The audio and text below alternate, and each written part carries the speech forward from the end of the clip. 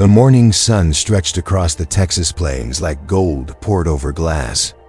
Dust lifted from the road in soft spirals, and the sound of gravel under old tires broke the silence of dawn. Elias Turner drove slowly, as he always did, one hand resting on the wheel of his rust-colored pickup. It was a truck that had lived as much life as he had, dented, faded, reliable. The kind of machine that didn't care about appearances, only purpose. He wore his usual outfit, a work shirt faded by years of sun, jeans roughened by soil, and a straw hat his father had worn before him. His boots were caked with dust, the badge of honest work. He wasn't going anywhere fancy, just to the Lone Star Machinery dealership outside Dallas. But to him, it wasn't just. He'd been praying about this purchase for months. His cooperative of small farmers had grown fast. They'd weathered drought, inflation, and the death of 2 old tractors that refused to start again. Now they needed new ones, sturdy, efficient, American-built. 30, to be exact. To most people, that number meant power. To Elias, it meant responsibility. He wasn't a man who flaunted wealth. Few even knew how much he had built. He never talked about his overseas contracts or his quiet network of agricultural investors who trusted him, because he never broke his word. And that morning, as he pulled into the dealership's glossy parking lot, with its shiny metal letters and row of brand new machines gleaming under the sun, Elias smiled faintly. He didn't see luxury, he saw tools. He saw potential. He saw the faces of farmers who'd finally be able to plow without fear of breakdowns, but others didn't see him the same way. Inside the showroom, the air was cool and smelled faintly of oil and new leather. Salesmen stood in clusters near the entrance, laughing, sipping coffee, waiting for the day's first real client. When Elias stepped through the glass doors, the laughter softened, then stopped. He looked out of place. Dust still clung to his sleeves, his hat was frayed. He walked with the unhurried confidence of someone who owned time, not money. Michael Reed, the dealership's top salesman, noticed him first. Slick hair, expensive watch, shoes that had never met mud, the kind of man who measured worth by wardrobe. Michael elbowed a colleague. "Watch this," he whispered. Elias wandered slowly between the tractors, examining them like a man greeting old friends. His hand brushed the smooth green paint, his eyes scanning every bolt, every gear. Michael smirked and sauntered over. "Careful there, sir. These aren't toys." Elias looked up, his expression calm. "Didn't plan to play with them." Michael crossed his arms. "These machines start at 120 grand each. You sure you're in the right place?" Elias tilted his head slightly, as if studying him. "You the salesman?" "The best one here," Michael said, puffing his chest. "Then maybe you ought to start by asking what a man needs instead of what he can afford." The room went quiet for a second. One of the younger salesmen snickered. Michael's smile turned sharp. "All right then, what exactly are you looking for, sir?" Elias glanced toward the row of machines outside the window. "Something strong enough to break dry ground, soft enough not to crush roots, and smart enough not to quit when the work gets hard." Michael blinked. "You mean, I mean a tractor," Elias said plainly. More laughter followed. One salesman whispered, "Maybe he's lost." Elias ignored them. He crouched beside a large John Deere model, running his hand along the treads. "This one's got good bones," he murmured. "How many horsepower?" Michael rolled his eyes. "Too much for someone who doesn't even have a truck that can pull it." Elias stood, straightened his hat, and looked him dead in the eyes. "Son, I was driven tractors when you were still learning to tie your shoes." Don't mistake quiet for ignorance. Rebecca Jones, the dealership's floor manager, had been watching from her office. She was in her early 30s, sharp, professional, but with a kind of empathy that came from being raised in a small town herself. She walked over, clipboard in hand. "Is everything all right here, Mr. Reed?" Michael grinned. "Just giving this gentleman some information he probably won't need," Rebecca frowned. "Why don't you let me take it from here?" Elias tipped his hat politely. "Appreciate that, ma'am. I'm just looking for someone who knows tractors better than they know perfume." Michael flushed red. Rebecca bit back a smile. "Of course," she said. "Let's start over. I'm Rebecca. What are you looking for today, sir?" Elias hesitated for a moment, then said quietly, "I'm looking for reliability, not attitude." Rebecca walked him through the models, explaining features and specs, never once commenting on his clothes or truck. He listened intently, asked detailed questions about fuel efficiency, maintenance costs, and long-term durability. She noticed the way he carried himself, not like a customer trying to impress, but like a man who'd spent his life fixing what others broke. When they stopped by the most expensive line of machines, Michael appeared again, pretending to check something on his tablet. Rebecca turned to Elias. "This one's our premium model, $210,000 each. We usually work out financing plans for clients, but..." Michael interrupted with a smirk. "But we also require a minimum credit review, Rebecca. Just so we don't waste paperwork." Elias's eyes narrowed. "I see," Michael chuckled. "Don't take it personal, old-timer. You'd be surprised how many folks wander in here thinking cash grows in the soil." Elias's voice stayed calm. "Maybe it does. Depends on what kind of seeds you plant." The room went silent again. Rebecca's cheeks flushed, not with embarrassment, but admiration. There was something unshakable about the man in front of her. Michael shrugged and turned away. "I've got real clients to handle." Elias nodded slightly, as if blessing the insult instead of reacting to it. "You do that, son. I'll be around." After he left, Rebecca watched from the window as Elias climbed back into his truck. The engine coughed once, then settled into a steady hum. He sat there for a moment, staring at the dealership, his lips moving silently. She couldn't hear him, but she guessed he was praying. The next day, curiosity got the better of her. She opened her laptop and typed "Turner Farms, Texas" into the search bar. The results made her sit up straight. Articles, agricultural journals, awards.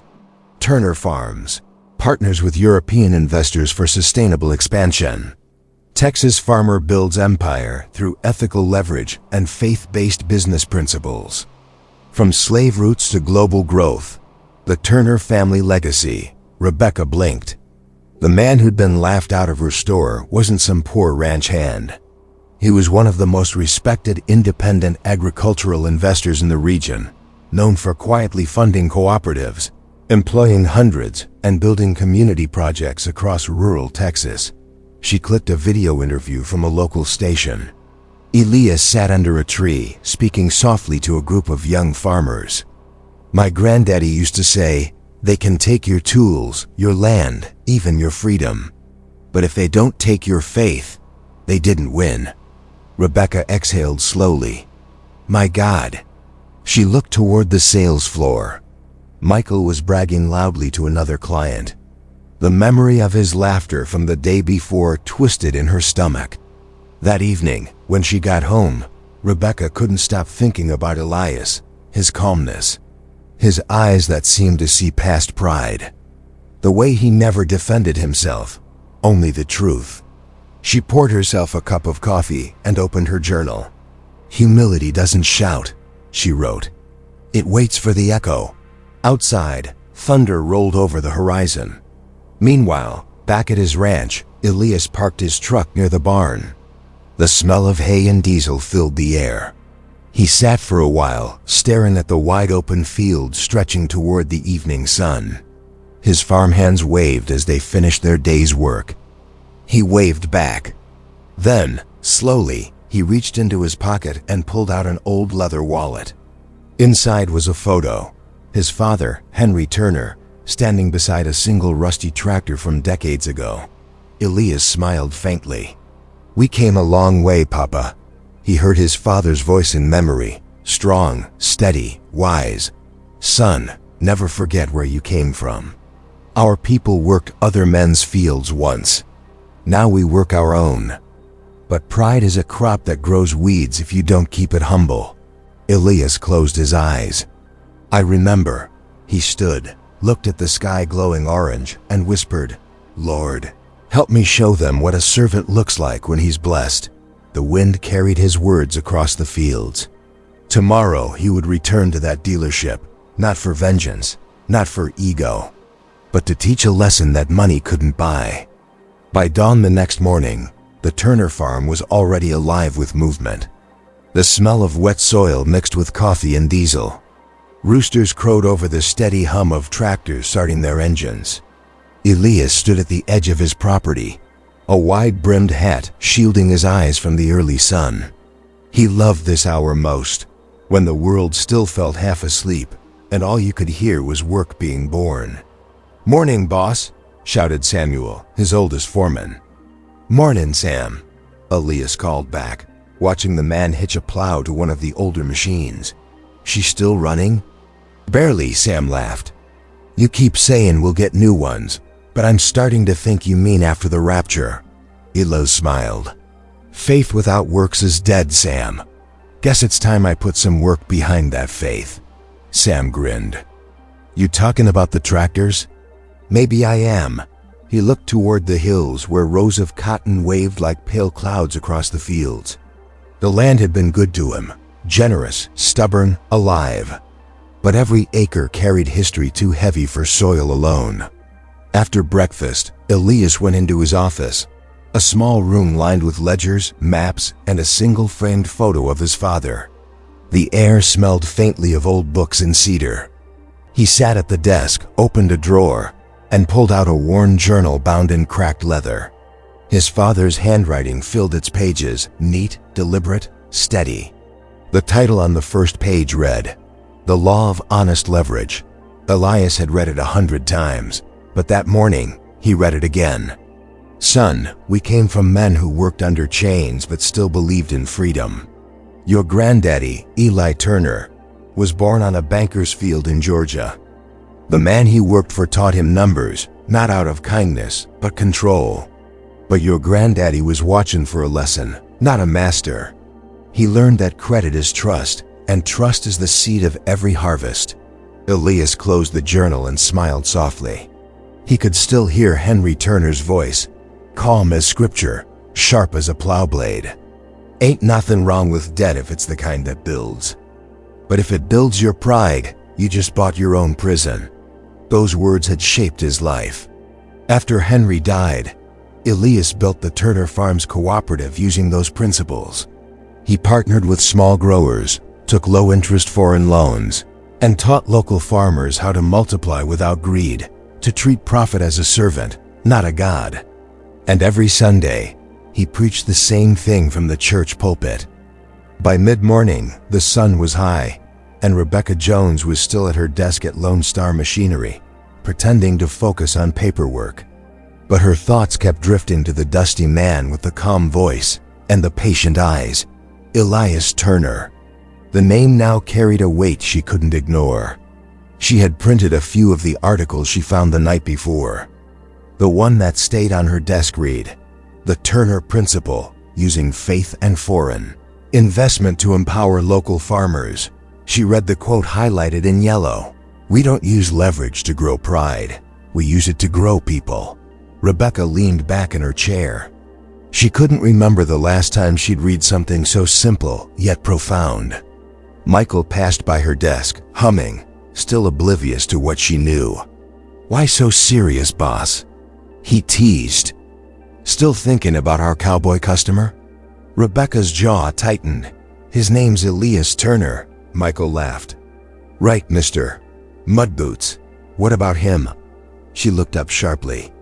"You humiliated a man who probably owns half the farms in Central Texas." Michael froze, confused. "What?" She handed him the article. "Read." He scanned the page, then looked at her with disbelief. "You're kidding." "I wish I were." He slumped into the chair across from her, his smirk gone. "You're telling me that old guy could have bought every machine here?" Rebecca nodded. "And probably the building too." Michael groaned. "Oh, you've got to be kidding me. I thought he was poor," she finished. "Yeah, that's the problem. That afternoon, Michael couldn't concentrate. Every sound of the door chime made him flinch, half expecting Elias to return. He didn't, but Rebecca had a feeling he would. That evening, after everyone left, she stayed late, reviewing the inventory list and quietly praying. Her grandmother had raised her in church, but it had been years since she'd prayed for anything other than sales targets. Yet now something stirred in her, a need to be on the right side of whatever this man represented. The next morning, Elias visited the local church, as he did every Thursday before going into town. The wooden pews creaked beneath his weight. Pastor Williams, a tall man with kind eyes, greeted him with a smile.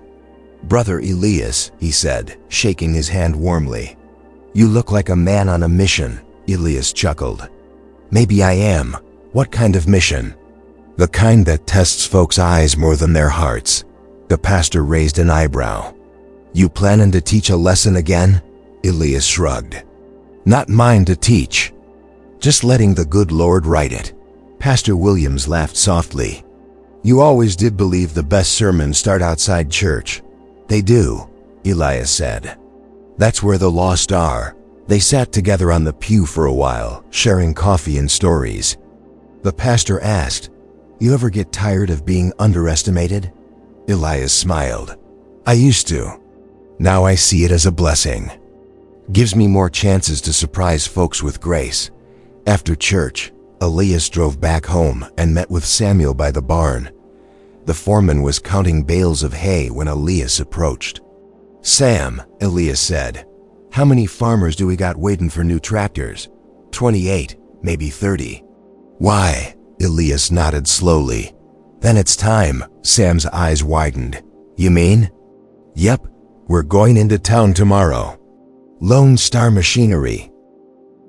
Tell the boys to clear space in the storage yard." Sam grinned. "They're gonna faint when they see you coming," Elias chuckled. "Maybe, but we'll keep it holy." That night, Elias sat on his porch, sipping coffee under the stars. Crickets chirped in rhythm with the slow creak of his rocking chair. He thought about his father, the man who'd built everything from nothing, who'd taught him that a man's wealth meant nothing if it couldn't be used to lift someone else. He remembered their last conversation before Henry passed. "Elias," his father had said, "you'll have more than I ever did, but don't you dare let that make you smaller inside. Money's loud, but dignity whispers. Listen for the whisper." Elias had never forgotten that. He looked out over the fields, the moonlight glinting off the irrigation lines. "Lord," he prayed softly, "let me whisper tomorrow and let them hear you through it." The next day arrived clear and bright. At Lone Star Machinery, Michael was pacing near the sales counter, anxiously tapping his pen. "You think he'll really come back?" he asked Rebecca. She shrugged. "I don't know. But if he does, you might want to have an apology ready." Michael scoffed. "If he's really that rich, why dress like that? You'd think a man with millions could afford a clean pair of jeans." Rebecca turned to him sharply. "Maybe humility's the only thing he can't buy, and you wouldn't recognize it if it shook your hand." Michael looked away, embarrassed. Just then, through the large glass doors, a familiar old pickup rolled into the lot. The engine hummed low and steady. Dust rose behind it like a curtain. Elias Turner had returned. He parked near the entrance, stepped out slowly, and took off his hat. His clothes were the same, but this time, something different radiated from him. Not anger, not pride, but quiet authority. Rebecca smiled. "Well, Michael, here's your chance." Michael swallowed hard. "Lord, give me strength." Elias walked in, greeted the receptionist, and then looked directly at Michael. "Morning, son." Michael's throat went dry. "Mar, Turner. Good morning." I didn't realize." Elias raised a hand. "You realized what you wanted to. The rest you didn't bother looking for." Rebecca stepped forward. Turner, it's good to see you again." He smiled kindly. "You too, ma'am. Thought I'd come back for that tractor talk." Michael forced a nervous laugh. Of course. We'd be honored to." Elias interrupted gently. I'd prefer to speak with someone who listens more than they talk. So, Miss Rebecca, you still the one with sense around here? Rebecca nodded, hiding a grin. Yes, sir. Still trying my best. He chuckled. Good. Then maybe we can do a little business today. Everyone on the sales floor was watching. The atmosphere had shifted. Even the hum of conversation faded. Rebecca led Elias toward the back office. He carried a worn leather folder under his arm. When they sat down, she said, I have to say, I read about you after you left. Did you now? Elias smiled softly. Hope it didn't make me look too shiny. I'm still just a man trying to keep his soil fed. It didn't, she said. It made you look like someone who still believes in something most people forget, decency. Elias's eyes softened.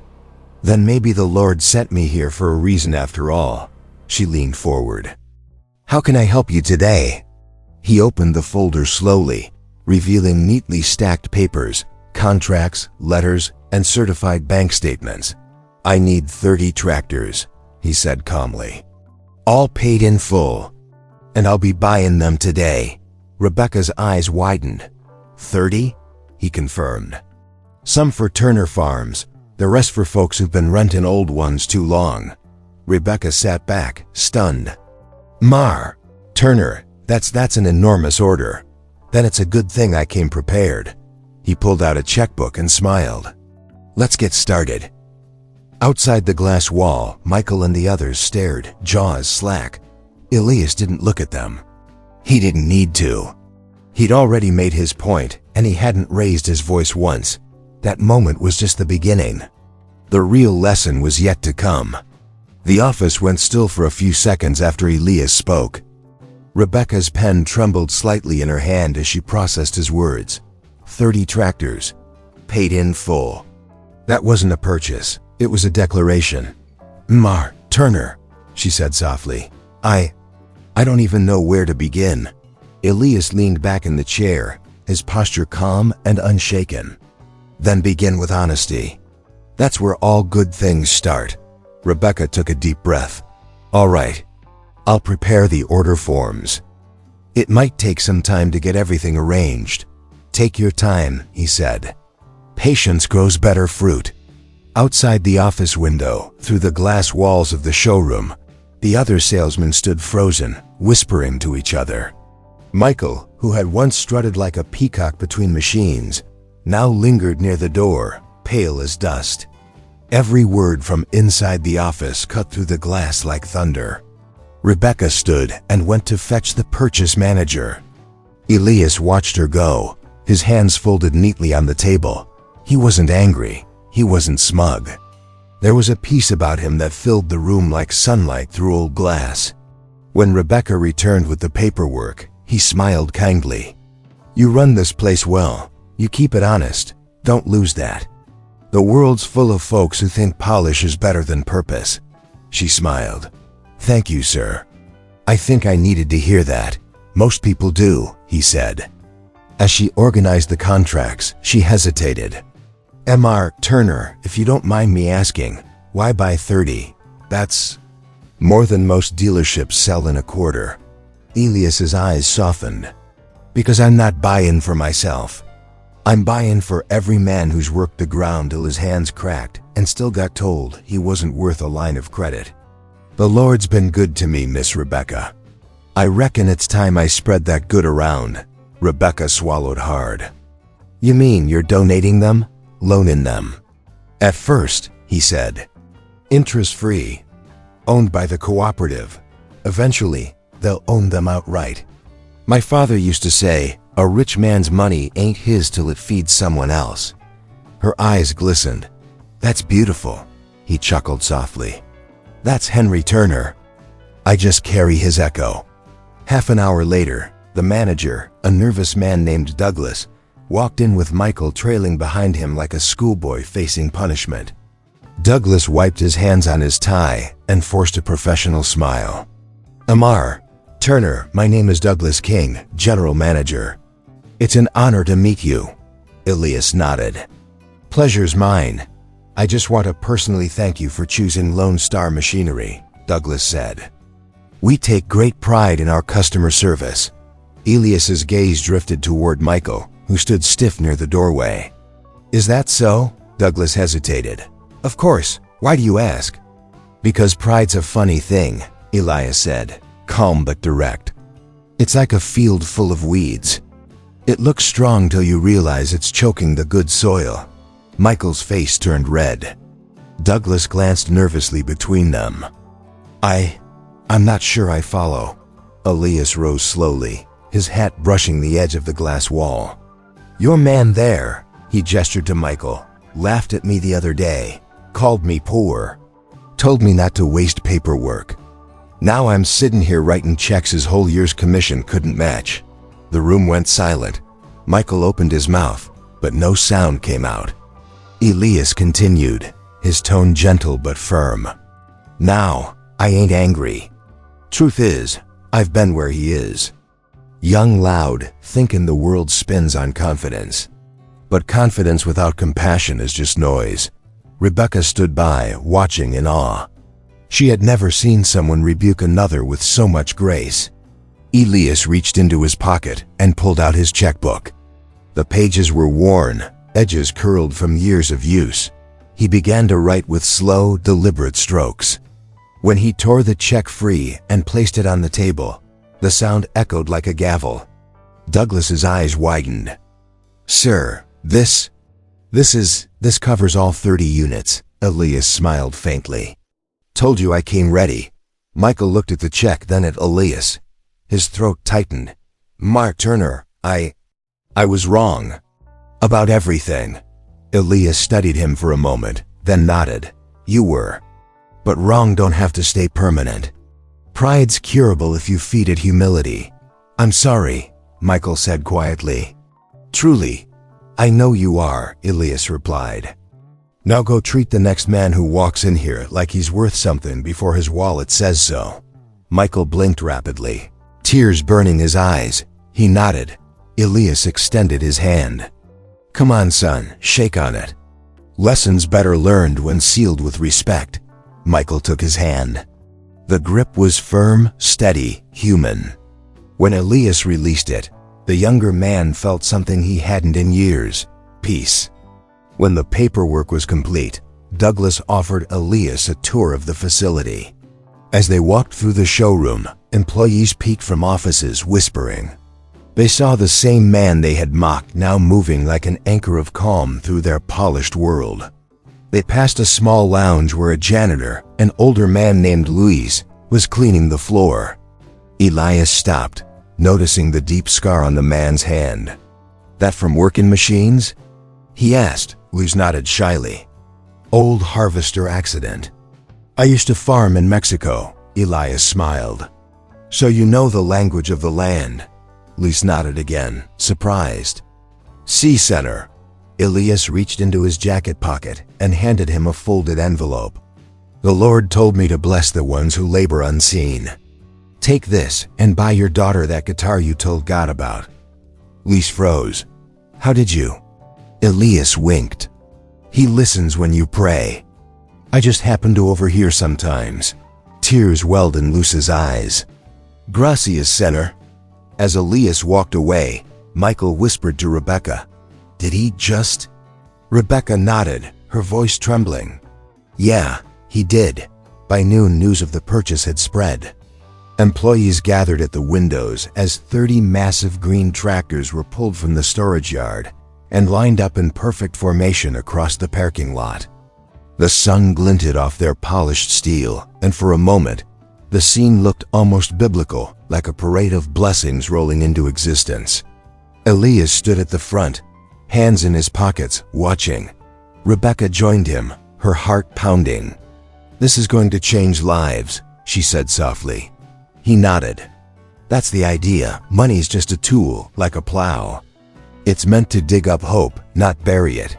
A reporter from a local news station appeared, camera in hand. Turner, can we get a few words for the evening broadcast? Elias smiled faintly.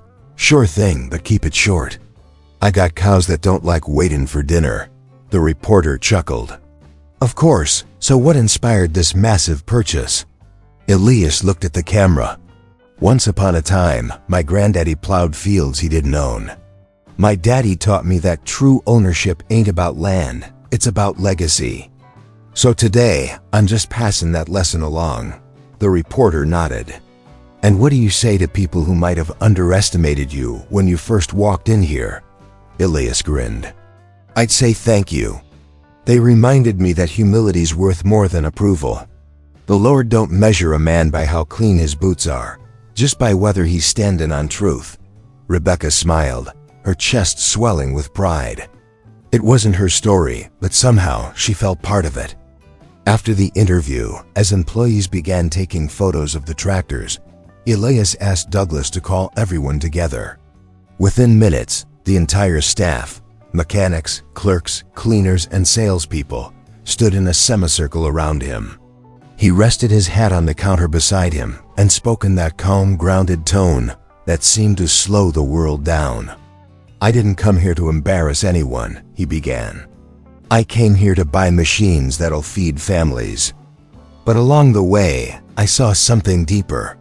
I saw how easy it is to judge a man by what you see instead of what he's carrying inside. He looked at Michael. And I saw how quick pride grows when gratitude ain't watered daily. Michael lowered his head. Elias continued, This place is good. You sell things that make work possible. Don't forget, every tractor, every bolt, every sale helps somebody somewhere keep faith with the earth. Don't let pride cheapen that. He smiled then, warm, gentle, fatherly. Now, since y'all been good sports about this old farmer teaching a sermon, I'm leaving something behind. He pulled out another envelope and handed it to Rebecca. Use that to start a training program. Hire local kids. Teach them mechanics, sales, honesty. The world's short on all three, Rebecca blinked. Turner, this is a check for $50,000. Then don't lose it, he said, winking. That's seed money. The room erupted in applause. Even Douglas wiped a tear from his eye. Elias put his hat back on and smiled at the crowd. All right now, I've said my piece. Time to get back to the fields. Y'all take care of these machines like they're more than metal, because in the right hands, they are. As he stepped outside, the afternoon sun hit the glass, bathing the lot in light. 30 tractors gleamed like emeralds under heaven's glow. He paused for a moment, staring at the horizon, then whispered to himself, Thank you, Lord, the soil's ready. Rebecca followed him out. Turner, he turned. Thank you, she said softly. Not just for the business, for the example, Elias smiled. Ain't no use preaching from pulpits if your life don't echo it. Take care of this place, Miss Rebecca. And keep your faith clean. It'll shine longer than any machine. Then he tipped his hat, climbed into his old truck, and started the engine. The sound rolled deep and steady, like thunder wrapped in peace. As he drove away, the wind lifted the dust behind him, not as a trail, but as a sign that something sacred had just passed through. Weeks passed, but the story refused to die. Across Texas, whispers about the humble millionaire farmer spread like wildfire. Local stations replayed his short interview again and again. Headlines read, He walked in covered in dust and walked out with 30 tractors paid in cash. Faith, humility, and $6.3 million. The lesson of Elias Turner. The world loved a good redemption tale. But what they didn't see was how the story continued long after the cameras stopped rolling. Because for Elias, the real work had just begun. Back at Turner Farms, trucks rumbled in one after another, each carrying tractors freshly delivered from Lone Star Machinery. Farmhands gathered around like children at Christmas, their eyes wide, their laughter loud. "Boss," Samuel shouted, climbing onto one of the seats. "You weren't kidding." "They sent the fancy ones," Elias laughed, leaning on the fence. "The good Lord don't do halfway blessings, Sam. You're telling me." Sam whistled, running a hand along the new paint. "These'll keep us going 20 years, Elias nodded. "And they ain't just for us. We're starting that cooperative for the small growers next county over. Each gets one to share. No interest, no tricks, just faith and work, Sam grinned. Ain't no one else in this state doing something like that. Elias's gaze drifted toward the open field stretching into gold. Then maybe it's time someone did. In the following months, the Turner Cooperative Project became a beacon across rural Texas. Dozens of small farmers who'd once struggled to rent old machines now worked the land with pride. Yields doubled. Families thrived. Children returned to school instead of laboring sunup to sundown. Elias refused interviews. Whenever reporters came by, he'd wave them off with a simple line, "I didn't do this to make noise. I did it to make sense." But others told his story anyway, not because of the tractors, but because of what he represented. A man who proved that success and humility could share the same heart. One Friday afternoon, a black SUV rolled down the dusty road toward his ranch. Out stepped a familiar figure, Michael Reed. Elias watched from the porch as the young man approached, a paper bag in his hands and nerves written all over his face. "Well, I'll be," Elias said, smiling. "Didn't think I'd see you out here, city boy." Michael took off his sunglasses, his voice humble. "I owed you a visit, sir." "You don't owe me nothing, son. Just live better than yesterday." Michael smiled faintly. "I'm trying." "I quit the dealership." Elias raised an eyebrow. "That so?" "Yeah," Michael said. "Couldn't sell the same way anymore. Every time I looked at someone, I heard your words in my head. Confidence without compassion is just noise. So I started something new." He handed Elias the bag. Inside was a small wooden plaque. Burned into it were the words, "Serve before you sell." Elias ran his fingers over the carving. "You make this?" "Yeah. I opened a training school in Dallas for young salesmen. We teach ethics, service, and respect. Named it after you." Elias looked up, surprised. "After me?" Michael nodded. "The Turner Institute. Thought maybe the world could use more of your kind." For a moment, Elias couldn't speak. Then he chuckled softly. "Well, if I'd known a good humbling could spark that, I'd have done it sooner." Michael laughed, the kind of laugh that came from clean conscience. "Thank you, Mr. Turner, for not shaming me that day. You could have destroyed me in front of everyone, but you didn't." Elias looked at him with the calm of a father. "Son, correction without love's just cruelty. The world don't need more loud men. It needs better listeners." Michael nodded, eyes misting. "I'll remember that." They stood together on the porch for a while, the silence between them no longer heavy, just honest. Before leaving, Michael looked back. "You ever think you were sent here for more than farming, sir?" Elias smiled. "Every field I touch is a sermon. Every harvest's an altar. I reckon that's enough." Months rolled into seasons. The co-op flourished. Churches began inviting Elias to speak at community events. He'd always start the same way. "I ain't a preacher. I'm just a man who believes God don't waste dirt. He grows truth in it." At one event, he stood before a crowd of hundreds, farmers, families, business people, all gathered under the open sky.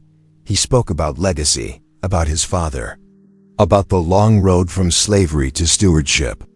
"My granddaddy learned the language of wealth cleaning the boots of men who owned him," he said. "But he never let bitterness grow where wisdom could live. My daddy taught me that leverage ain't evil. It's what you do with it that counts. You use power to lift, not crush." That's the Turner way. The audience was silent, eyes glistening in the golden light.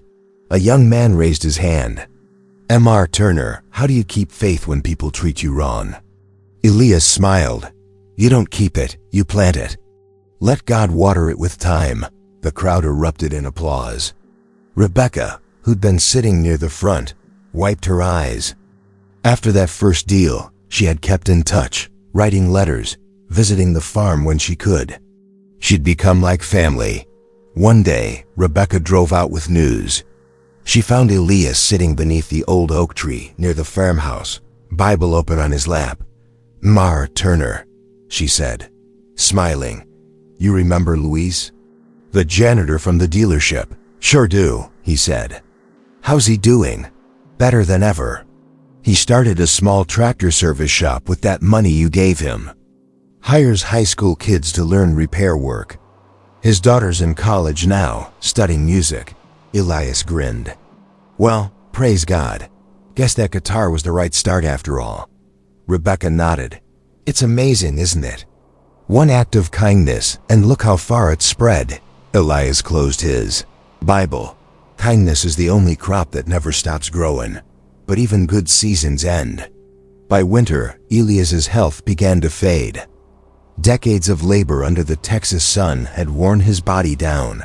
Still, he refused to complain. He spent most of his time on the porch, wrapped in an old blanket, watching the horizon. Samuel, his faithful foreman, often sat beside him. You ever think about quitting? Sam asked one cold morning. Elias chuckled. Quit what? Breathin'? The Lord'll tell me when my rows are done. Sam shook his head. You've built something mighty, boss. Don't know what this place'll be without you. Elias smiled faintly. It'll be what it's always been, God's land. I just borrowed it a while. He reached into his pocket, pulled out his father's old journal, and handed it to Sam. When I'm gone, make sure this keeps teachin'. It's got everything worth knowing, and not a word about money. Sam took it reverently, eyes glistening. I'll guard it with my life. I know you will, Elias said, leaning back with a satisfied sigh. That's why I can rest easy. One Sunday morning, the congregation at his small church gathered as usual, but the front pew was empty. Pastor Williams stood before the crowd, voice trembling. Brother Elias Turner went home to the Lord last night, he said softly. He passed in his sleep, Bible on his chest, smile on his face. A wave of quiet sobs filled the room. Rebecca bowed her head. Samuel squeezed his hat in his hands. Pastor Williams continued. He left us a message, said it was to be read today. He unfolded a handwritten note and read aloud. Don't cry for me. Cry for every man who thinks he needs riches to be remembered.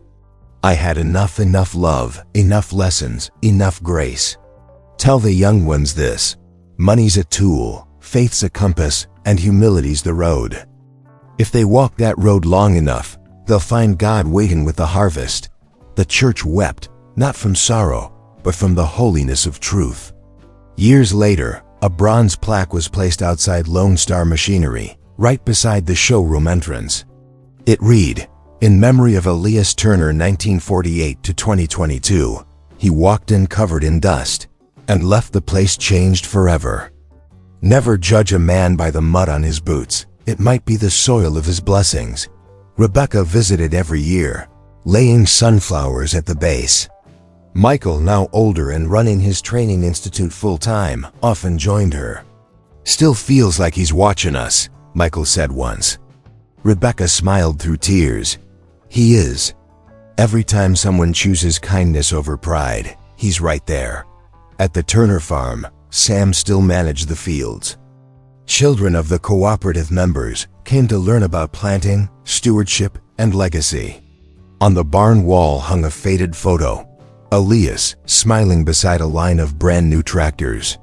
Beneath it, his words were carved into wood. Faith doesn't need to be loud. It just needs to last. And when the sun set over those endless Texas fields, the tractors gleamed faintly under the orange sky. 30 reminders of one man's quiet revolution. The soil, once dry and proud, had learned humility. And in that humility, it had found abundance.